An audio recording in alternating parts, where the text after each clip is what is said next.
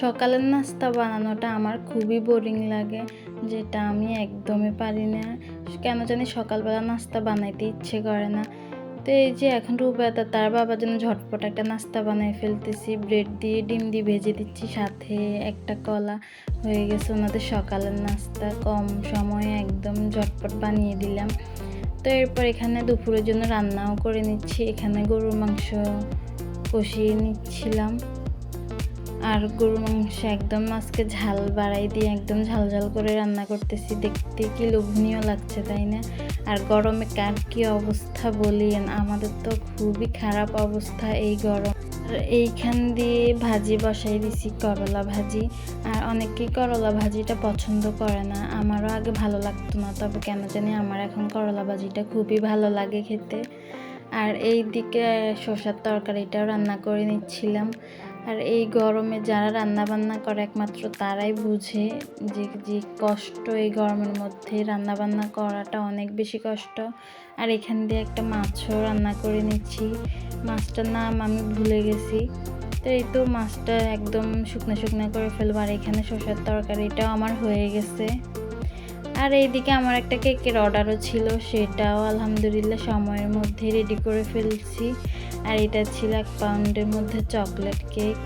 আর এইটা একদম চকলেটে ভরপুর ছিল কেকটা। আর ভাইয়া ছবি পছন্দ করে দিয়েছে, আমি সেই অনুযায়ী কেকটা করে দেওয়ার চেষ্টা করছি।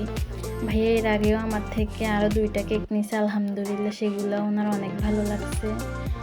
তো যাই হোক, এইদিকে দেখি দুপুরবেলা একটা মাছ নিয়ে আসছে, এত বিশাল একটা মাছ, এটাকে বোয়াল মাছ বলে। তো এখন এটাকে কেটে কুটে রেখে দিব।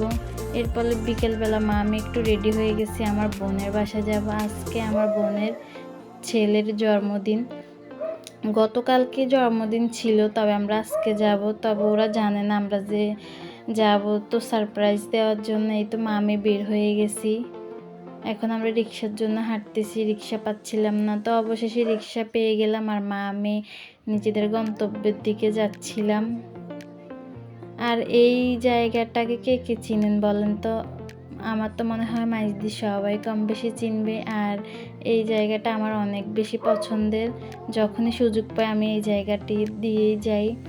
তো এরপর ওদের বাসায় যাওয়ার পর একটু নাস্তা করে আমরা চলে আসছি ছাদে। ছাদেই তো আমার মেয়ে ফুলগুলো দেখে তো ভীষণ এক্সাইটেড, আর সে ফুল অনেক বেশি পছন্দ করে। তো এই তো সে তো খুবই খুশি, সব ফুল নিয়ে নিচ্ছিল।